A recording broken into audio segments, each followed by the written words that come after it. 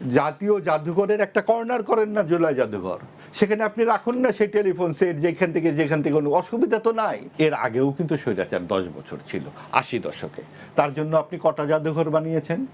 কারণ আপনাকে শেখ হাসিনার বিরুদ্ধে আপনাকে বানাতে হবে, এত বড় একটা জাদুঘর বানাতে হবে, 100 বিঘারও বেশি জমি বোধ হয়।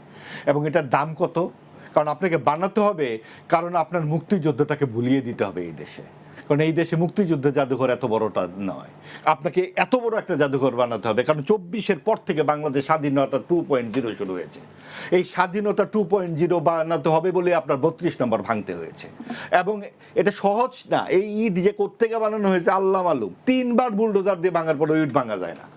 কাজে এইরকম একটা শক্তিশালী বুলডোজার আপনার লাগবে যাতে আপনার মুক্তিযুদ্ধ উপড়ে ফেলা যায়। একটা নতুন জিনিস শুরু হয়েছে জামাতিদের পক্ষ থেকে, তওবা করতে হবে আওয়ামী লীগকে।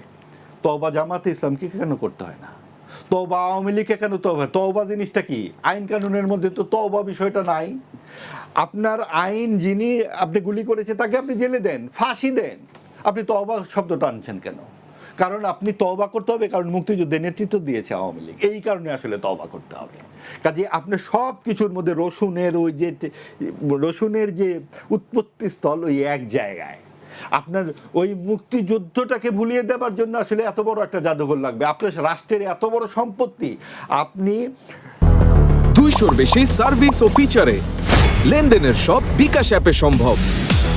জাতীয় জাদুঘরের একটা কর্নার করেন না জুলাই জাদুঘর, সেখানে আপনি রাখুন না সেই টেলিফোন সেট যেখান থেকে কোনো অসুবিধা তো নাই। আপনি এত বড় একটা জায়গা, এটার দাম কত? এবং আপনি কতদিন পরে আপনারা যেই কাজ শুরু করছেন, যেই ছেলে খেলা শুরু করেছেন আপনারা জুলাই সনদ নামে, আপনারা 1 বছর পরে তো জুলাই সনদ শুনলে মানুষ বিরক্ত হবে, অলরেডি বিরক্ত হতে শুরু করেছে। কাজেই আপনাকে ইস্যু তৈরি করতে হবে, আপনার গণতন্ত্র, মানবাধিকার, জবাবদিহিতার জায়গাটিতে আপনি দাঁড়ান, তাহলেই আপনার জুলাইয়ের সবচেয়ে বড় প্রত্যয় হবে।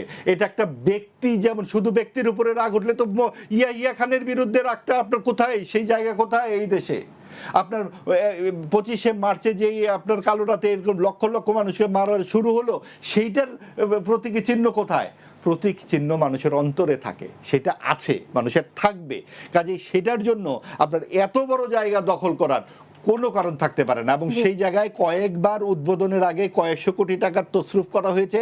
এখানে ওয়াক ইন ইন্টারভিউ নামে 100 মানুষের বেশি চাকরি দেওয়া হয়েছে, 70,000 টাকার বেতনের চাকরি দেওয়া হয়েছে, 80,000 টাকার বেতনের চাকরি দেওয়া হয়েছে রাতের বেলায়। এবং সেটা এই নিয়োগ বিজ্ঞপ্তি দেওয়ার 2 দিন আগে চাকরি দিয়ে তারপরে নিয়োগ বিজ্ঞপ্তি দেওয়া হয়েছে। হরিলুট কাকে বলে?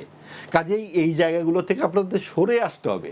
জবাবদিহিতা, গণতন্ত্র এবং এই যে আইনের শাসন, তার উপরে কোনো কথা নাই। তাহলে মব সন্ত্রাস নিয়েও একটা জাদুঘর বানাতে হবে কি?